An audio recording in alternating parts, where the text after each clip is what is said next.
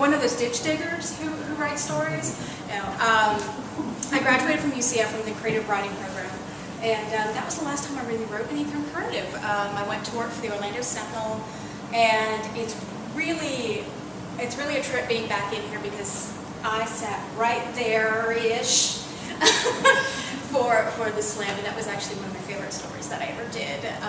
But the paper drives you insane and sucks your will to live. So I went to work for a museum, and I draw and I paint and I write in my spare time, and if it wasn't for There Would Be Words to make me actually put stuff down and submit it, I would probably not be submitting. So I'm also a tourist, so hey, I'm lazy. So I have a short-ish story, and yeah, why not? There's a reason why I don't invite my family to this, because they wouldn't talk to me again. So they always ask me, is that me? No, it's not you. No, it's, okay, it is you. So this is mothers and daughters.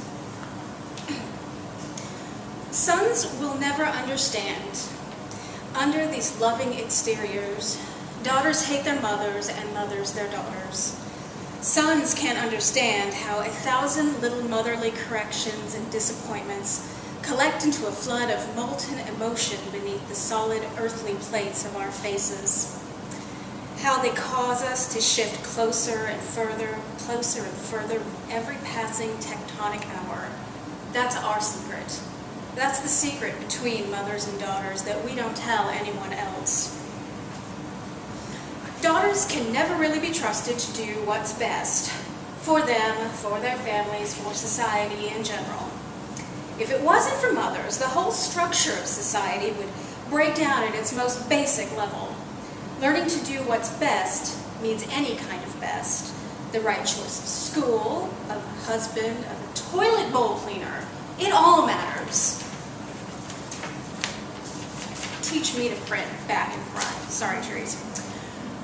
Oh, you use the store brand? Oh, no, there's nothing wrong with it at all. I've just found that Tidy Toilet keeps our bathroom so much cleaner for so much longer. The daughter will buy Tidy Toilet because she has learned by then there is no outstripping motherly manipulation in these things. Motherly manipulation was how Chlamydia Jones Lawrence came to have one of the most unfortunate names in recent memory. Yeah, pronounce it the other way. For the record, her name is supposed to be pronounced Chlamydia. Drawl, children. Drawl it out as long as you can. This name was made from that of her father's mother's mother, who was Clementine, and her father's mother's given name, which was Adia. Adia, also known as Ma'am, had a son, William Lawrence Jones of Charleston, who married Jenna McLeod of, and you must say this with just the right amount of, can you believe it, in your voice, New Jersey. Jenna McLeod was the kind of creature who only wore 14-karat gold jewelry and attracted young, impressionable men like William Lawrence Jones with a lemon yellow Porsche and loose morals. 6 months of courting, 3 of marriage, and then a baby girl. The apocryphal story that Ma'am passed down to her granddaughter regarding her name goes thusly. Well, Jenna and I were discussing names for you, and it came down to either Elizabeth or Amy, and she was leaning towards Elizabeth, but when I told her how much it would mean to you, or to me and my great Meemaw, to have our first grandchild named for one of us, well, she just decided to put our names together and name you in our honor. It must not have occurred to Ma'am to ever pronounce this portmanteau in any other way than with a thick South Carolina languor. Otherwise, she might have realized sooner rather than later that Laura McLeod Jones was more than willing to sacrifice a daughter's future self-esteem for a lifetime of defiance toward her mother-in-law. And long after Jenna McLeod went back to New Jersey, leaving her husband and her baby in the hands of her mother-in-law, she would think about that name and laugh. It was only with the smallest bit of guilt that she ever thought to hope her daughter would be smart enough to one day name herself. Always remember, Clem, anything worth doing is worth doing flawlessly. Ma'am did not teach her granddaughter this lesson directly, It doesn't take a direct lesson to sometimes make the moral known. Sometimes it simply takes a rainbow-colored cake heaved out the back door. Clem was not yet 7 and still going by her full name. Her birthday party was hours away when she heard one of Mam's familiar meltdowns in the kitchen, yelling and sobbing over a somehow imperfect home-baked cake. The idea had been one of those spectacular surprise cakes layered carefully and frosted expertly, so the reveal of the rainbow colors when it was sliced. This cake hit the deck out back at the optimal angle for dashing its guts into multi-hued chunks: red, yellow, orange, green, blue, and violet. Fresh and warm from the oven, sunken in the middle, browned a little too much on the bottom. People would notice these flaws. Other mothers would talk. They would say things like, "That party was so lovely, but that cake, well, it tasted all right, but it just looked funny, didn't it?" Clem, remember, there are many kinds of embarrassment in this world, and while each one seems minor in itself, they add up in people's minds. They won't know if you sweep the misbaked cake off the deck, cover it with a dirty shovel full of sandy earth and oak leaves before the family guest arrives, then send Peepaw out to the Piggly Wiggly to pick up a new cake at 8:30 in the morning. Dress that thing up on a pretty cake stand, and no one will know that you couldn't even hack baking a cake, though they still might suspect. Clem stood at the back door watching her grandmother scoop the cake off the deck until every crumb was gone.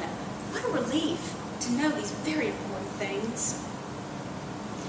The name and the birthday cake were really the least of their problems, but they were the only things that Clem could be certain of as signs that her family just isn't quite right in the head. There was always something in this family to maintain image, she said, her hands shaping something in the empty air before her. Her therapist said nothing, letting Clem continue on a train of personal history. Everything that did not fit that image would be ignored, rationalized away with socially acceptable explanations, and Mam just put this pressure on us to do our duty by her for all her sacrifices she made for us. For me, rather. I should be happy when she wanted me to be happy, resolute and noble in the face of sadness. Thankful for everything and always at the right moment, not a second too late. She had to control it all, completely neurotic about everything. And not just charmingly southern, oh so quirky neurotic, just plain old neurotic. And I'll tell you what, that kind of neurotic never goes away. It's like, have you ever seen the mountains in South Carolinas? No? Okay. Well, they have these thin, sad little waterfalls that trickle in these barely worn rivulets in the sheer granite cliffs. They're supposed to be charming natural formations, but I think it's charming for everyone but the mountain. It's leaking, and everyone knows it. That is Mam. But you seem to be leaking too, the therapist replies in her calm, even tone. You can't let go of her influence over you. Clem shrugged. She's nothing that can't be stopped up with 150 milligrams of Effexor and a lamotrigine chaser. Maybe a twist of Xanax for flavor. The therapist laughed, but at this point in treatment, it was established that Clem used her humor to put all the uncomfortable things in their place. This made it no surprise that friends and family always said Clem was the funniest person they'd ever met. Mothers know what they pass on to their daughters. It's the only way they can live with the disappointments. They take their missed opportunities and pack them up with the baby keepsakes and the family recipes. They smile and love one another without ever acknowledging what transmits between them. Mothers born or mothers raised will make of their daughters what they will in a way they will never make their sons. Mothers will pick over every little shining piece of foreign self and melt it down into chain shot for firing over your bow. If you like it, well, if that's what you want to do, are you sure? Maybe you should think about it more. I can't believe you'd say that after me after all I've done for you. Daughters will watch their masts collapse, their tall sails fly away into deep ocean waters. Yes, ma'am. No, ma'am. Whatever you think is best, ma'am. No, I am not sassing back, ma'am. My body is completely empty now. Fill it up however